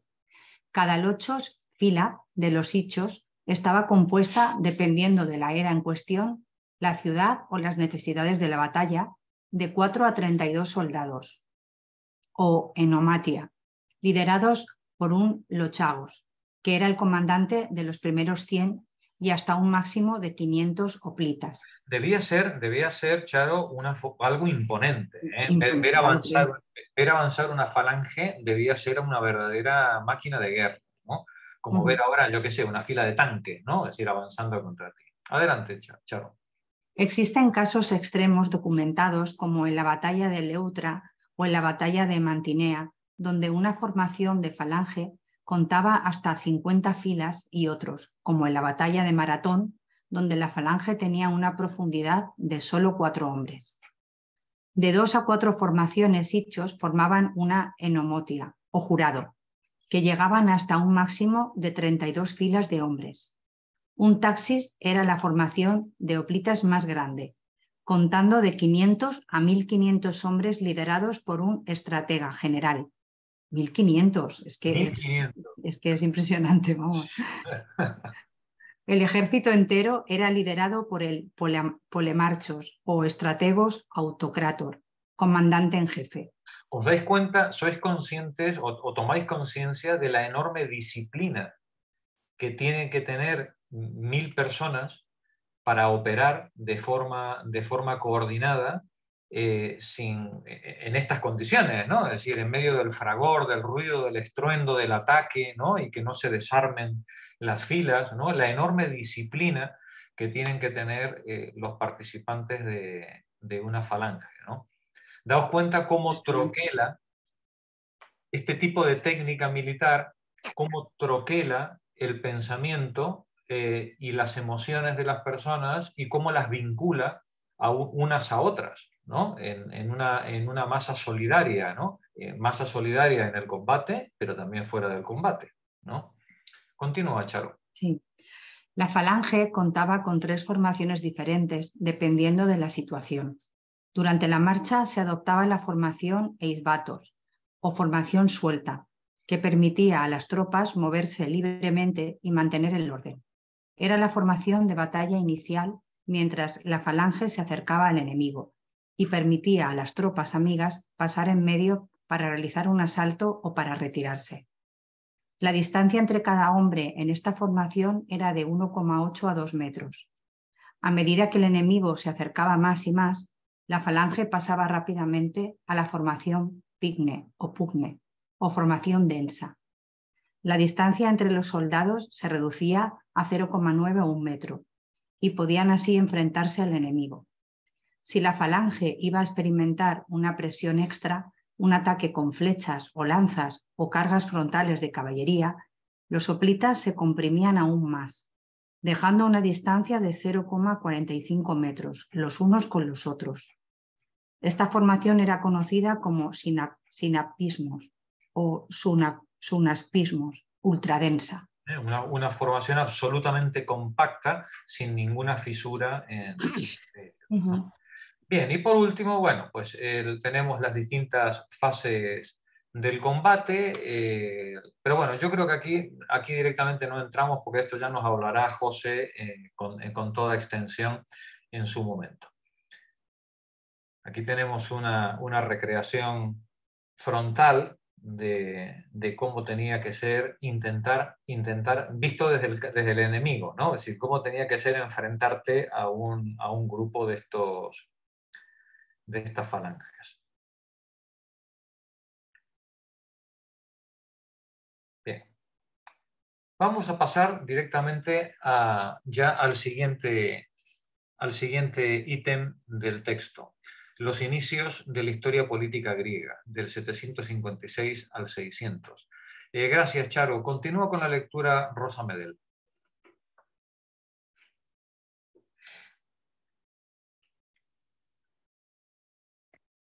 Inicios de la historia política griega, 756 al 600 antes de nuestra era. Durante los siglos oscuros no existió una auténtica historia política. No solo no hay documentos escritos de ese periodo, sino que falta una organización política consciente. Para el periodo de las migraciones, que va desde el 1100 al 750 antes de nuestra era, a lo sumo se puede ver alguna alusión en las leyendas. Se decía, por ejemplo, que los pueblos de lengua dórica habían llegado a Esparta, a Epidauro, a Megara, después que a Argos y a Corinto. Una vez que se afirmó la polis, su organización política y militar permitió una acción política más deliberada, y el aumento de la población hizo que los estados se disputaran con aspereza pequeños trozos de terrenos en las fronteras. La primera guerra que tenemos noticia se entabló poco antes del 700 antes de nuestra era entre Calcis y Eretria, por la posesión de la pequeña pero fértil llanura lelantina. Muchos estados que estaban bastante lejos de Eubea, como Samos y Mileto, en la costa oriental del Egeo, y Corinto y Megara en el fondo sarónico, se vieron arrastrados en este choque, ya fuera por rivalidades comerciales, ya por antipatías locales. Al final venció Calcis. Nos dice el autor que a medida que la población fue creciendo, igual que vimos en la Mesopotamia, recordaréis, en 2000 años antes, o casi 3000 años antes, igual que vimos en la Mesopotamia, a medida que las poblaciones iban aumentando, empiezan las disputas y los conflictos por el territorio, por los recursos naturales, entre las distintas aldeas, las distintas poblaciones. La primera guerra de la que tenemos noticia está situada en el 700 antes de nuestra era entre Calcis y Eritrea. Esto es esta pequeña llanura que tenemos aquí al suroeste de Eubea, en el Golfo de Eubea, en esta zona, ¿vale? Ahí es Calcis. Aquí es donde tenemos situada la primera de las guerritas de las que tenemos noticias en la que venció Calcis. Continúa, por favor, Rosa. Perdona, Jorge, entonces lo que está diciendo es que se necesita ya una organización, o sea, una polis ya, si no totalmente estructurada, por lo menos ya formada, para que, tanto para el desarrollo de la función, de la política como de la guerra, y de la guerra como una manera de hacer la política, porque... Son solidarias, claro, son funciones solidarias. Es decir, al final, si tu población crece, entra en conflicto con las poblaciones locales y laterales. Si entras en conflicto, necesitas atacar o defenderte. Y si necesitas atacar o defenderte, necesitas organización. Esa organización solo se puede llevar adelante mediante una deliberación centralizada. Y una deliberación centralizada implica pues, que la gente se reúne a hablar y a debatir, ¿vale? Y si se reúne a hablar y debatir, tiene que compartir recursos y poner en común recursos colectivos para hacer frente a esa defensa. Y fijaos qué interesante, esto es como lo de los hoplitas. Yo no defiendo a Atenas en las puertas de la ciudad. Yo defiendo a Atenas en los confines de la región.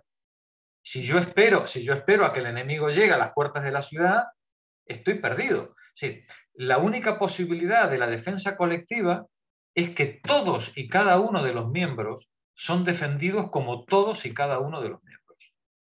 Y entonces es cuando el conjunto se puede sentir protegido. De ahí la tremenda solidaridad que se da entre estas necesidades de defensa y estas necesidades de organización política común y de puesta en común de recursos colectivos, ¿no? Muy bien apuntado, Rosa. Adelante. En otras guerras, Megara se enfrentó ora con Corinto, ora con Atenas. Esparta conquistó a su vecina occidental Mesenia y Argos, bajo el gran rey Fidón, alcanzó temporalmente el predominio sobre gran parte del Peloponeso. Estos acontecimientos del siglo VII antes de nuestra era no pueden, sin embargo, encuadrarse en una ordenada sucesión de relaciones entre los estados. Después del 500 antes de nuestra era, por fortuna, los estados griegos ya no combatieron continuada y duramente unos contra otros. Al menos en el interior, la aparición de la polis aportó orden y seguridad, aunque la piratería en los mares y el bandidaje en las montañas seguían constituyendo un arduo problema. Una vez que los aldeanos se pueden poner en común para aportarse seguridad colectiva, ¿no? Y para poner organización colectiva, bueno, pues gran parte de estas discusiones y de estos problemas merman, ¿no? Desaparecen. Pero sigue habiendo cuestiones de piratería en el mar o en los montes, ¿no? Continúa, Rosa. Habitualmente, los estados de la Hélade no llevaban sus guerras hasta la total destrucción del enemigo derrotado, en vista de la dificultad de los asedios. En épocas de emergencia, como por ejemplo en la época de las guerras médicas, algunos de los estados más importantes, pero no todos, fueron capaces de unirse en una alianza común para afrontar el peligro. Con el paso del tiempo, empero, el fraccionamiento de Grecia en tantas unidades soberanas, celosa cada una de sus localismos, fue un terrible inconveniente al que puede atribuirse en parte el derrumbamiento final. Para comprender la historia griega es preciso recordar que Grecia era una expresión geográfica y no un país unido. Todos los helenos veneraban a los mismos dioses, tenían en común la misma cultura y se congregaban periódicamente en grandes fiestas y juegos panhelénicos. Pero esta unidad cultural no significaba más. Políticamente, no significaba más políticamente que lo que hoy significa la comunidad cultural de los países de Europa Occidental. Mirad qué premonitorio nos ha resultado el pobre Chester Starr. ¿Quién le iba a decir que la Europa de hoy no iba a ser políticamente nada? Sí. Paqui, continúa tú, por favor. Cuando la polis se consolidó y las leyes y otros documentos se redactaron por escrito, los continuos progresos internos empezaron a resultar evidentes. La polis encarnaba nobles ideales, pero cada estado está habitado por hombres movidos por pasiones y divididos en clases. Los agricultores más ricos que dominaban la organización política no siempre trataban con justicia a sus vecinos más débiles. En la intensa expansión económica e intelectual de la época, tensiones y explotaciones eran inevitables. Aquí os está resonando otra vez Hesíodo, ¿no? nos dice, la polis era fantástica, ¿no? Estas aldeas, todo esto era algo estupendo, pero los agricultores más ricos dominaban la organización política y no siempre trataban con justicia a sus vecinos más débiles. Y en estas relaciones de injusticia es donde se van forjando estas tensiones y explosiones políticas que dieron luego forma a la historia griega. Continúa, Paqui. Podemos seguir la evolución de las constituciones de Atenas y Esparta, sobre las que tenemos testimonios bastante extensos. A partir del siglo VII antes de nuestra era, examinaremos la historia de estas ciudades con más detalle en el capítulo 12. A veces las tensiones llegaron a un punto tal que el proceso normal de formación de estos estados fue interrumpido por la aparición de dictadores, llamados tiranos.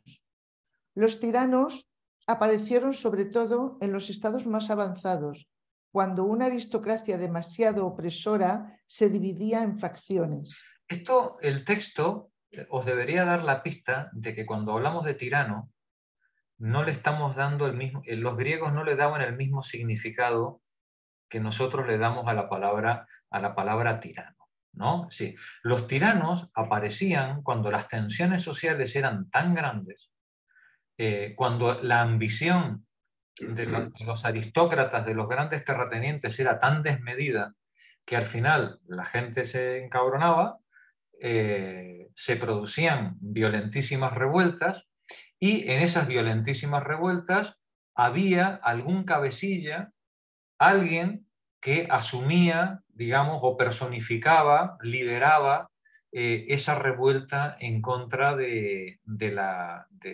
los excesos de la aristocracia. Diríamos hoy, sería casi un peronismo, ¿no? Sí, de lo que estábamos hablando, ¿no? Es decir, aparece un cabecilla, ¿no?, que de alguna manera encarna en su figura, ¿no?, la contestación a estas ambiciones desmedidas de los ladrones, como decía Hesíodo, de los devoradores de regalos, ¿no?, de estos sinvergüenzas que trataban de aprovecharse. Pero claro, ¿quién era este cabecilla?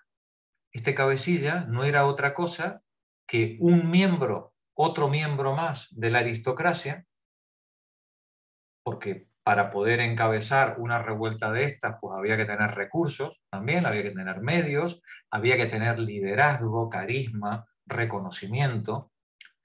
Era un miembro de esta aristocracia, seguramente no formaba parte del círculo de amigos de los dirigentes, pero que buscaba la alianza de estos sectores más empobrecidos o más castigados para generar un cambio en el poder, ¿vale? Hoy diríamos un golpe de Estado, ¿vale? Pero bueno, es relativo un golpe de Estado porque los devoradores de regalos tampoco es que fueran muy legítimos, que digamos, ¿vale? Simplemente era una lucha por el poder entre unos mandamases y unos sectores que estaban excluidos de las decisiones políticas.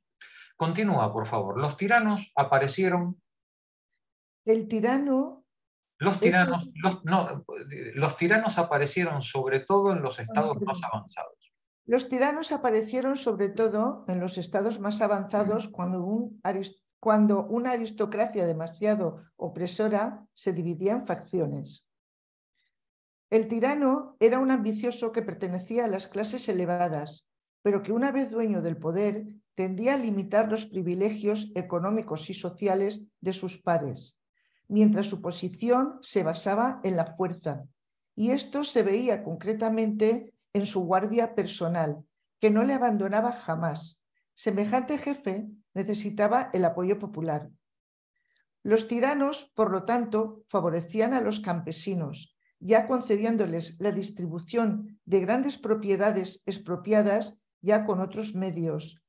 Favorecía también la ascensión de las nuevas clases comerciales e industriales. Un sistema para hacer olvidar la ilegalidad de su postura era el de dar gran relieve a las fiestas patrióticas, hacer construir templos o proteger a poetas y artistas. La mayoría de los tiranos preferían no arriesgarse a entablar guerras con sus vecinos, aunque anteriormente hubieran conquistado fama de valientes generales. Bueno, os recuerdo que cuando hablamos de los tiranos, estamos hablando, lo que sabemos de ellos, lo sabemos por lo que nos han contado los aristócratas de los tiranos. Los que están en contra de los tiranos. Claro, claro. Efectivamente. Entonces, hay que coger con muchas pinzas, todo este asunto, porque, claro, es como ahora cuando nos hablan de los populistas, ¿no? Es decir, claro, cuando nos hablan de los populistas, ¿quién nos habla de los populistas? Bueno, pues la oligarquía financiera, ¿no? Sí, entonces, bueno, hay que ser prudentes, digamos, a la hora, o coger con pinzas estas descripciones históricas, porque quien habla de ellas es precisamente su enemigo, ¿vale? Entonces, bueno, vamos a ser prudentes a la hora de valorar. En todo caso, tenemos como resumen que los tiranos pertenecen a las clases aristocráticas. Normalmente son miembros de las clases aristocráticas a los que no se les ha dado parte en el pastel del gobierno oligárquico. Y en estas revueltas campesinas, ellos buscan ese liderazgo, encarnar en su figura ese liderazgo. Y como necesitan el apoyo popular para poder hacer frente a sus iguales, a los otros aristócratas que están en el poder, bueno, pues lógicamente hacen una política que favorece a los intereses de estas clases populares que les han apoyado. Y no solamente de las clases campesinas, sino también de las clases comerciantes e industriales.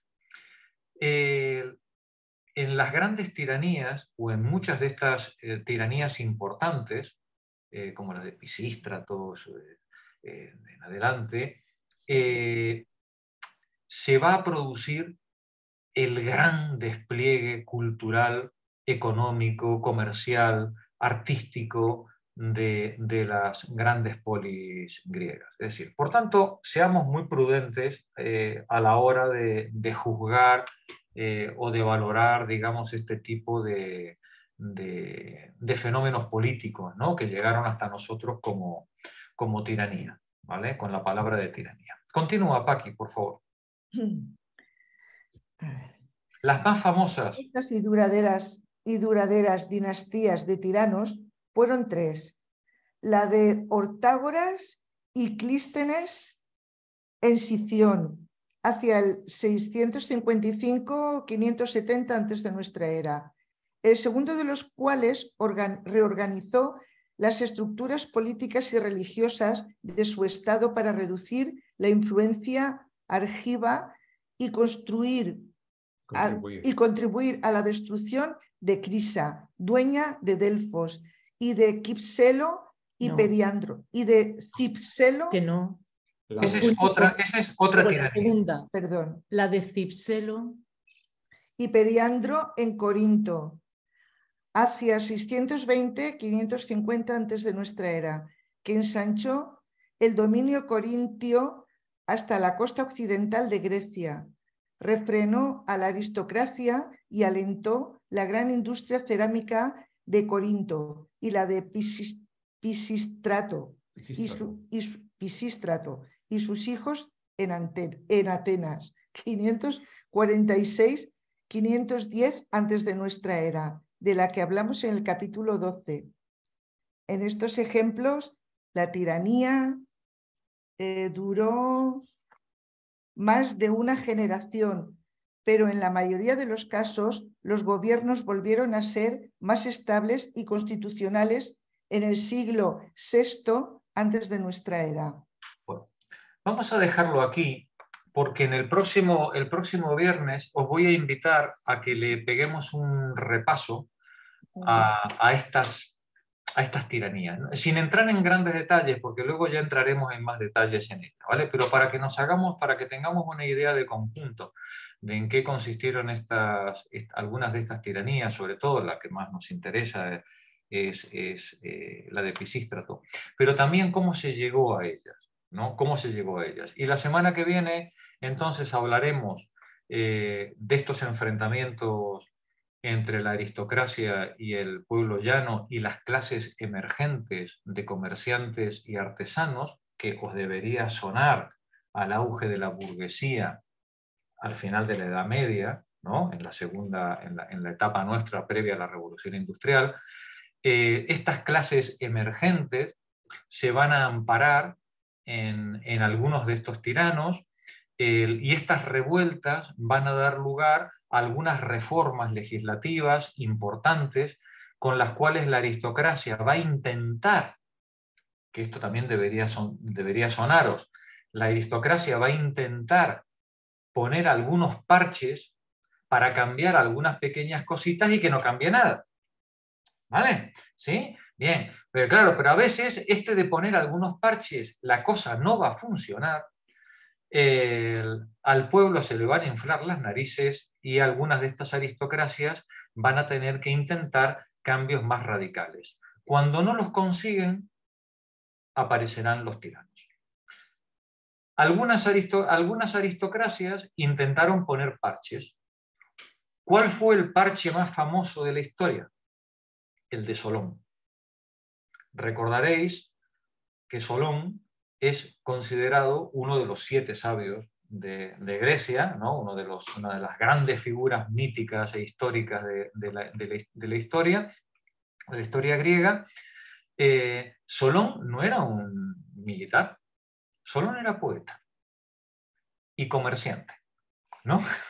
Era poeta y comerciante. Ni siquiera pertenecía a la high class. Pero Solón era un tipo prestigioso.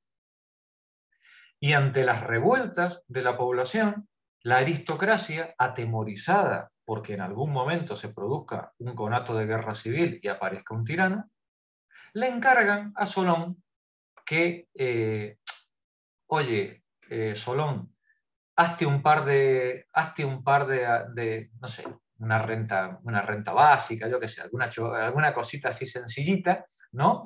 Para darle, pero una renta básica quiero decir de las de 300 euros, no de las de 1.500, ¿vale? Sí, una cosita así sencillita que evite que la gente le prenda fuego a la Acrópolis y vamos a ver si salimos del paso. Oye, y resulta que Solón se lo tomó en serio. Y Solón hace una reforma que pone patas arriba a toda la organización económica y política de la ciudad. La reforma de Solón es tan importante, es tan seria, que merece ser estudiada con cierto detalle para comprender pues, qué es lo que se estaba jugando en ese momento. Tal es así que el pobre Solón, cuando fijaros, pobre Solón, si es que en el fondo, si es que era una persona, tenía que ser de verdad para seminarios este hombre, para venir aquí, ¿no? El tipo era tan decente, que parece ser que cuando el tipo consigue sus reformas, el tipo dice, bueno, yo no me puedo beneficiar de estas reformas, así que yo dejo el cargo y además me voy de la ciudad para que mi presencia no influya sobre la política local. Los ciudadanos tienen que ser capaces de gobernarse con las leyes que les hemos dado. Bueno, las leyes duraron menos que los caramelos en la puerta de un colegio. Sí, en cuanto Solón salió por la puerta de la ciudad, parece ser que se liaron a palos entre ellos. ¿Y cuál fue el resultado? La tiranía. Empezaron los golpes de Estado y al final, después de sucesivas tiranías y contrarreformas en las que la aristocracia intentó volver a la legislación previa a la de Solón, finalmente pues aparecerá el gran Clístenes poniendo orden en el asunto y configurando lo que va a ser nuestra concepción de la política a partir de entonces. Pero todo eso a partir del viernes que viene, ¿vale? Bueno, compañera, espero que os lo hayáis pasado bien. Seguimos la semana que viene. Buena semana. Buena semana a todos. Adiós. Feliz semana. Hasta luego, igualmente. Chao. Chao, adiós, adiós.